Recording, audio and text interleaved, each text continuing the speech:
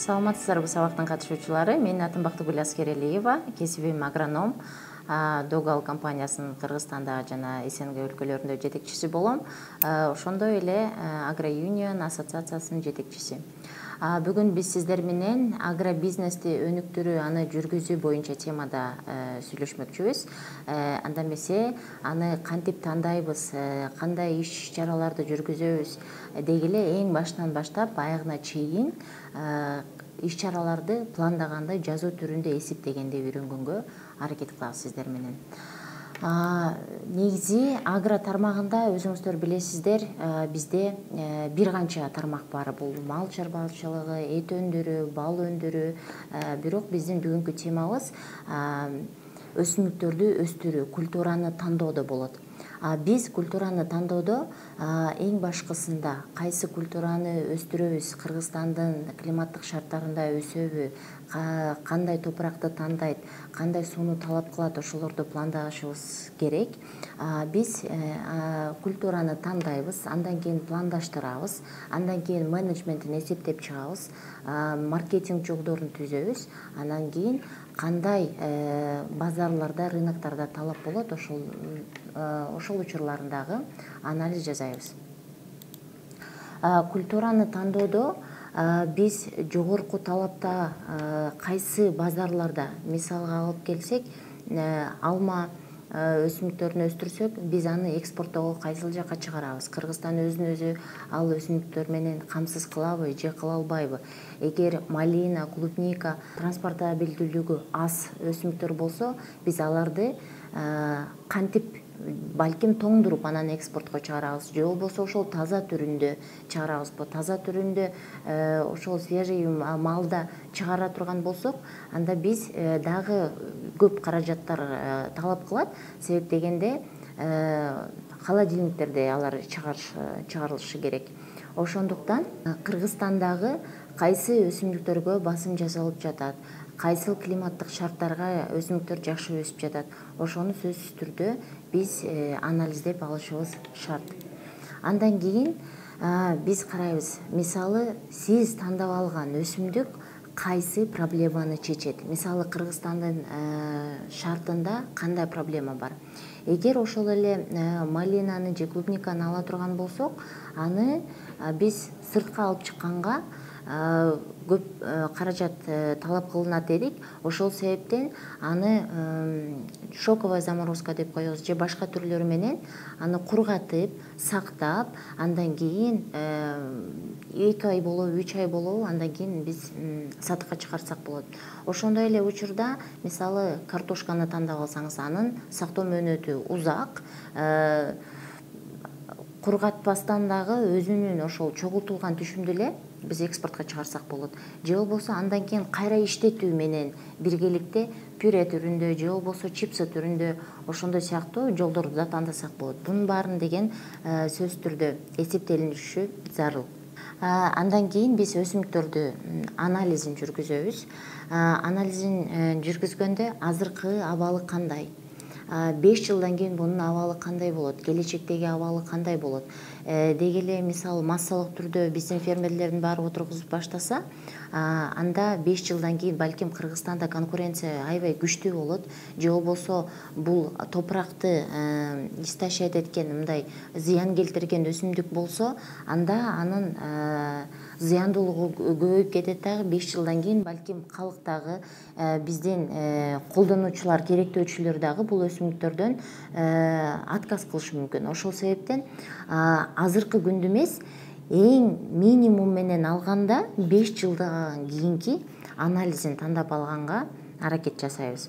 Андан кийин бул өсүмдүк бизге импорттолуп башка жактан келеби, же болбосо экспорттолобу, Кыргызстанда ал өзүн өзү камсыздайбы, ошол жактарды дагы сөзсүз түрдө сүйлөшөбүз. Андан кийин ал өсүмдүктү өстүрүүдө оптимизациялоо жолдору барбы? Оптимизация дегенде кишинин өзүнүн көчүн колдонбостон агротехниканы колдонуп же азыркы технологияларды колдонуп ал жумуштун жеңилдеткенге жолдору барбы?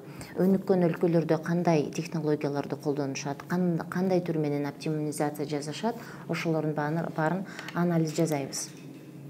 Андан кийин эң маанилүү нерсе бул бардык агро тармагында эмес, башка тармакта дагы маанилүү болчу нерсе бул деген компаниянын же ошол негиздөөчүнүн анын миссиясы, анын баалуулуктары, андан кийин алдыга болгон көз карашы, мындайча айтканда видение. Кайсы миссияны аткара алабыз? Мисалы, бир өсүмдүктү тандап алдыңыз, балким ал сиз тандап алган өсүмдүк Кыргызстанда такыр өспөгөн өсүмдүк. Ал болсо биз күнүмдүк жашоодо камсыздай албаган витаминдерге баалуу болушу мүмкүн. Же болбосо ал өсүмдүк бизде же кайра иштетилген түрү импорттолуп башка өлкөдөн келиши мүмкүн. Анан ал Кыргызстандын рыногунда кымбат баада болушу мүмкүн. Ошон үчүн сиздин миссияңыз кайсы көйгөйдү чечип, биз элге, ошол керектөөчүлөргө эмне деген миссияны берип жатабыз. Андан кийин баалуулуктар. Баалуулуктар деген бул ар кандай болушу мүмкүн. Өзүңүздөрдүн көз карашыңыздарга жараша, ошол миссияга жараша ал дагы баалуулуктарды анда жанында кетет. Баалуулуктары мисалыга айтканда, өзүңүздөрдүн ошол командада болуп аткарып аткан иштериңиз, андан кийин ошол сиздердин команда менен, компания менен жасап аткан иштериңиз, кандай баалуулук алып келдиңиз, жашоо турмушка кандай жеңилдиктерди бердиңиз, булар дагы сиздин баалуулуктарыңыз болуп эсептелет. Андан кийин видение, алдыга көз караш болсо, бул алдыда мисалы 10 жылдан кийин, 15 жылдан кийин сиз бул ишти жасап баштагандан кийин 10 жылдан кийин кандай нерсеге жетишкендиктерге жетишесиз, канчалык жеңилдиктерди алып келдиңиз, же өзүңүздүн өнүктүрө алдыңызбы, же ошол сиз иштетип жаткан бизнесте балким 10 жылдан кийин 200-300 киши иштейт, кайра иштетилген продукциялар пайда болот. Орусча айтканда импортозамещенияны сиз алып келесиз. Ошондуктан мындайча айтканда 10 жылдык планыңыз бул сиздин видениеңиз болот. Бул дагы эң маанилүү нерсе. Андан кийинки эң маанилүү болгон пункттардын бири бул ресурстарды инвентаризациялоо. Мындайча айтканда, эгер сиз бир тармакты, бир культураны тандап алгандан кийин өзүңүздүн ресурстарыңызды инвентаризация жасайсыз. Мисалга айтсак, эгер алма өстүрөм дедиңиз, башында сиздин келечектеги планыңызда, миссияда, видениеде 10 жылдан кийин мен 100 гектар алма бак өстүрөм деп койдуңуз, бирок сиздин азыркы учурда 2 гектар алма багыңыз бар. Ошол 2 гектар алма бакты пландап, инвентаризация жүргүзүп, ошону бар экенин өзүңүзгө бир галочка коесуз. Андан кийин балким сизде трактор бар, же кандайдыр бир техника бар, же болбосо ошол жерде скважиналар бар, же болбосо сиз тамчылатып сугаруу системаларын саткан компаниянын өкүлү болосуз. Балким ошол сизге дагы бир мындай жеңилдиктерди берет деп айтсак болот. Же болбосо сиз балким мамлекеттик кандайдыр бир жардам болгон булагына киресиз. Балким сиздин ошол дыйкан чарбаңыз кандайдыр бир жеңилдиктерге ээ болгон атайын бир региондо жайгашат. Мисалы үчүн азыр бизде Баткенге атайын статус берилди, ал жактан деген кандайдыр бир салыктардан мындайча айтканда бошотулду да. Ошондуктан азыркы өзүңүздүн колуңузда болгон жеңилдиктерди карап инвентаризация жүргүзүшүңүз керек. Аларга эмнелер кирет? Жер кирет, жумуш күчү кирет, балким сиз бир тармакта специалистсиз, экспертсиз.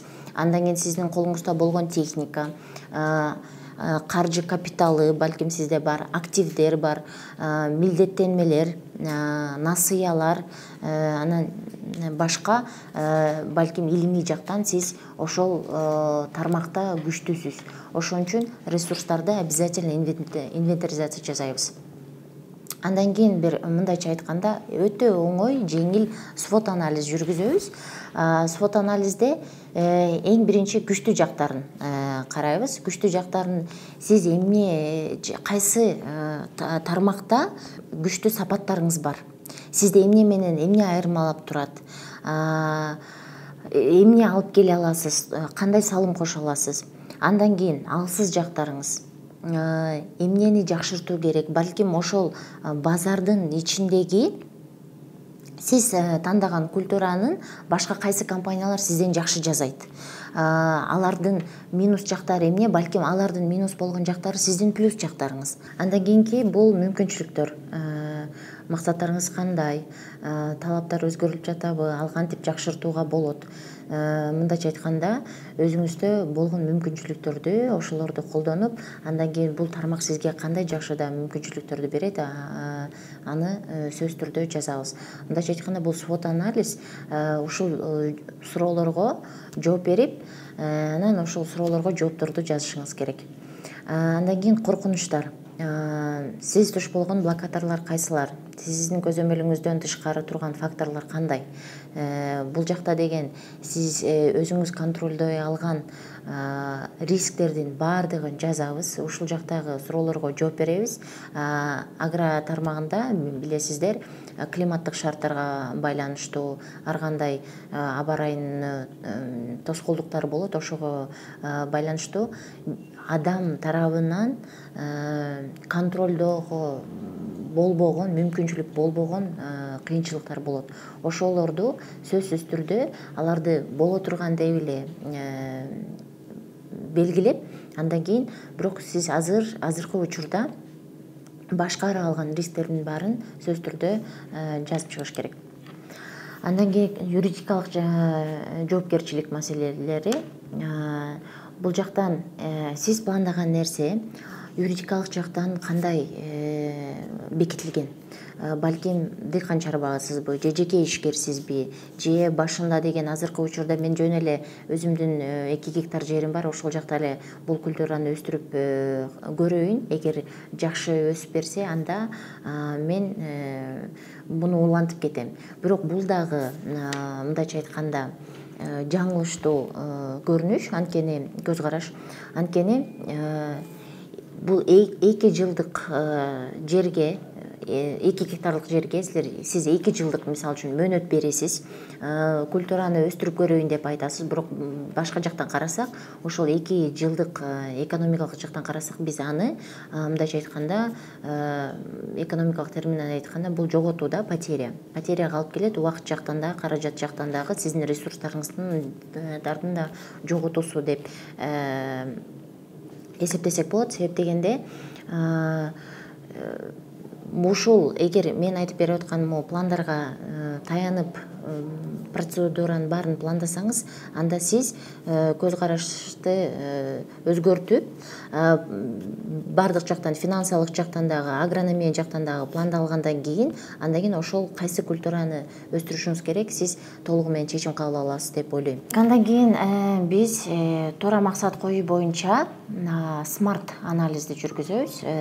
Мындайча айтканда, ошол сиздин максатыңыз канчалык деңгээлде туура тандап алдыңыз. Эгер бул суроолорго сиз жооп бере алсаңыз, анда максатыңыз так экенин билдиресиз. Же болбосо коюлган максатты смарт анализ жүргүзүп, жетишпеген жактарын сиз кайрадан аны иштеп чыксаңыз болот. Мындайча айтканда, смарт деген бул англисче терминден алынган. Сиздин максатыңыз конкреттүү болуш керек. Мындайча айтканда, көйгөйдү чечиши керек да. Бул бир эле адамдын көйгөйүн эмес, бул деген калктын көйгөйүн чечиш керек. Же болбосо ошол жактан калктын бир канча бөлүгүнүн, мындайча айтканда, көптүк санынын көйгөйүн чечиш керек. Эгер экспорттолуучу продукт болсо, анда ал ошо башка өлкөнүн көйгөйүн чечиш керек. Андан кийин өлчөнүүчү болуш керек. План жасоодо ал сиз ошол өзүңүздүн максатыңызды экономикалык жактан, анан кийин өзүңүздүн ресурстарыңызды эсептегенде, сиз аны акча жагынан дагы, убакыт жагынан дагы өлчөй алышыңыз керек. Андан жеткиликтүү, жөнөкөй, татаал нерсе болсо, анда сиз этаптарга бөлөсүз. мисалы үчүн ошол уюштурууда культураны тандап аны деген жеткирип кайра иштетүүгө чейин болсо, анда бул этаптардын баарын сиз бөлүп, андан кийин жеткиликтүү болгондой кылып иштеп чыгасыз.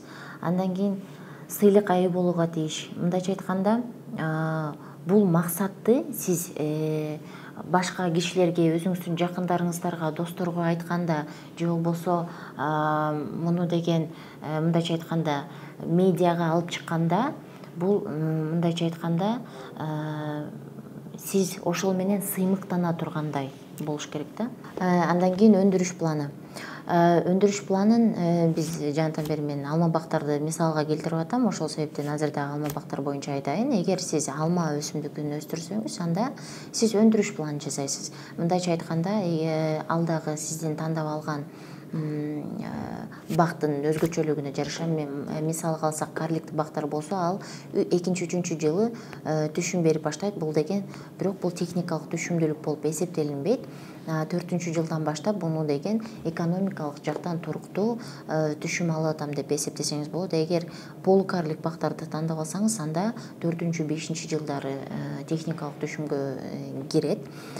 Ошол себептен муну дагы пландаштырабыз. Эгер 1 жылдык өсүмдүктөр болсо, анда сиз жылдын башында отургузуп, аягында жыйналып алган түшүмдүн өндүрүштүк планын ишке киргизесиз. Эгерде жана малина өсүмдүгү болсо, анда сиз ошол жылы биринчи жылы көчөттү отургузгандан кийин экинчи жылы алынган түшүмдөрдү эсептеп аласыз дагы, анан аны кургатасызбы, же болбосо муздатып, же жанагындай шоковая заморозка кылып анан кийин экспортко чыгарасызбы.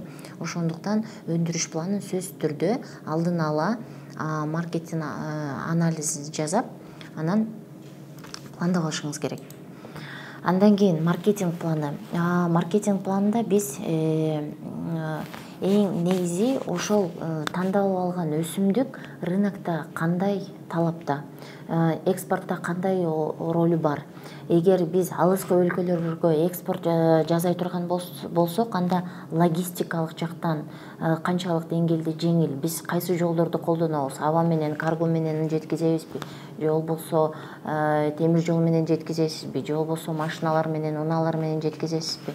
Ал дагы өтө маанилүү, анткени бул түздөн түз продуктунун баасына негизделет. Ошол себептен эгер өндүрүштү жазаардан мурун маркетинг планын жасап албасаңыз, анда бул кыйла эле кыйын болот. Балким сиз Кыргызстанда экспорт потенциалы жок, же болбосо Кыргызстанда аябай көп өстүрүлгөн, же жергиликтүү рынокко да алып чыга албаган, алып чыксаңыз дагы конкуренция аябай күчтүү болгон өсүмдүктү өстүрүп алышыңыз мүмкүн. Балким ал өсүмдүктү өстүрүү өтө жеңил жолу, бирок маркетинг жакка келгенде өзүнүн баасы төмөн. Андай учур болуп калса, анда сиз кайра иштетүүнү карап көрөсүз. Андан кийин финансылык план. Финансылык планды мен 3кө бөлүп койдум. Бул финансылык абал, сиздин азыркы учурдагы абалыңыз, канчалык деңгээлде сизде каржы булактары бар, же болбосо балким өзүңүздө акча бар, же болбосо финансылык жактан бир инвесторду тартасыз. Андан кийин финансылык натыйжалуулук. Бул сиз мындайча айтканда, сиздин тарыхчаңыз, кичинекей тарыхчаңыз, мындайча айтканда история деп коет, видение да. Ал жактан деген канчалык деңгээлде сиз өзүңүздүн ресурстарыңызды пайдаланып, андан кийин коротууларды, каржыларды кантип төлөп жатасыз. Андан кийин кийинкиге пландарды кантип бюджетиңизди даярдап койдуңуз. Андан кийин финансылык божомолдор. Мисалы, минимум 5 жылга пландаңыздар деп айттым. Ошо 5 жылдын ичинде канчалык деңгээлде сиз каржыларга учурайсыз, канчалык деңгээлде расходдор болот. Ошонун баарын пландап, эсептеп чыгабыз. Бул эсептердин баары божомол болушу мүмкүн, бирок сизге бул толугу менен өзүңүздүн келечектеги планыңызды көрө алганга жардам берет. Андан кийин бул биз финансылык, маркетинг жагынан пландоону бүттүк. Эми агрономия жагынан пландоо. Эң башында биз жер тилкесин тандап алабыз. Жер тилкесин тандоодо жердин өзгөчөлүктөрү, ал жайгашкан жери, кайсыл жерде жайгашкан, топурактын составы кандай, мисалы үчүн эңкейиш жердеби же суу жетишпеген жердеби же таштак жердеби же балким ал центрден узак болушу мүмкүн, свет электроэнергия жетпеши мүмкүн, климаттык шарттары, жыл бою мисалы кандай температура болот, кышында эң суук температура, жайында эң ысык температура, сиздин тандап алган культураңыз ошол жерге ыңгайлуу болобу, күйүп кетпейби же болбосо тоңуп калбайбы. Андан кийин кеч жаздагы үшүктөр, кеч күздөгү үшүктөр, эгер алманы тандап алып туруп анан үшүккө дуушар болгон жерди тандап койсоңуз, анда ал үшүк кетиши мүмкүн. Мисалы үчүн Нарын областынын кээ бир региондорунда алма отургузган дагы болбойт да. Андан кийин топурактын өзгөчөлүктөрү, топурактын составы кандай, анда чиринделери барбы, pH көрсөткүчү кандай, эси көрсөткүчү кандай. Сөзсүз түрдө биз бул жер тилкени тандагандан кийин топурактын анализин жасап, анын ичинде макро микроэлементтер канчалык деңгээлде жайгашканын сөзсүз түрдө анализ жасап, андан кийин ошол культурага жараша пландоо жүргүзөбүз. Анан жер тилкөсүн сугаруу. Сугарууда каналга жакынбы, арыктарга жакынбы же болбосо сиз тандап алган культура тамчылатып сугаруу менен камсыз болуш керекпи сөзсүз түрдө, же болбосо сиз арык менен эле сугарсаңыз болобу. Балким ал жерде такыр суу жок, скважина казганга туура келет, же болбосо жанагындай каналдарды тартып келгенге туура келет. Андан кийин ошол сууну тандап алгандан кийин, булагын тандап алгандан кийин ал суунун анализин сөзсүз түрдө жазуу керек. Себеп дегенде кээ бир учурларда суунун pH жогору болуп кеткенде, ал деген топурактагы туздуураак болсо, анда бул жерде сугарган сайын топуракта туздар бириге берет дагы, анан ал өсүмдүккө сиңирилип, ошондон кийин өзүнүн жашоосу, өсүүсү начарлап баштайт. Ошол себептен суунун составындагы анализдөө зарыл. Андан кийин культура тандоо. Культура тандоодо дагы жогоруда айтып кеткендей, эгер көчөттөр болсо, анын подвой түрлөрү, карликпи, полукарликпи, тала же жана күнөс кана өсүмдүктөрүндө репродукциясы кандай, гибридпи же сортпу, ал сорт болсо анын өзгөчөлүктөрү, чаңдашуу процесстери. Көп учурларда бизде өзүн өзү менен чаңдашпаган, башка дагы сортту чаңдашууга талап кылган сортторду, түрлөрдү тандап алышат. Ошол себептен ал өзүн өзү менен чаңдашабы же болбосо чаңдашуучу сортту талап кылабы, аны сөзсүз түрдө сурап туруп, андан кийин көчөттөрдү сатып алып отуруш керек. Эгер өзүн өзү чаңдашпаган сорттор болсо, анда сиз мөмө түшүм ала албайсыз. Андан кийин технологиялар. Сиз өзүңүздүн тандап алган культураңызда кайсы технологияларды колдоно аласыз? Мисалы үчүн контроль боюнча, климаттык шарттар, температуранын контролунда сиз кандайдыр бир технологияны колдоно аласыз.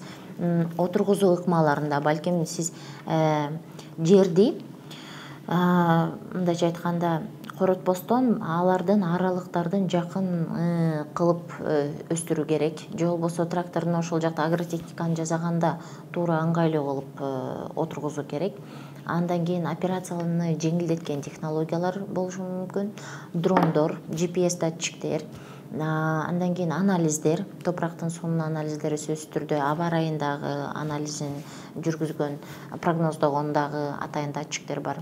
Анан сиз колдонгон тиркемелер, метеорологиялык станциялар, анан сугаруу системасы. Булардын баары сиздин жумушуңузду жеңилдеткен технологияларга кирет. Ошол менен биздин аткарылган иштерибиздин баардыгы бүттү.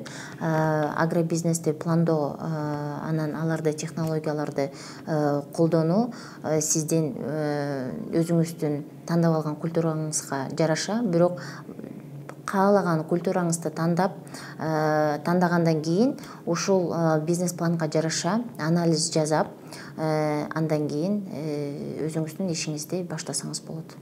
Чоң рахмат.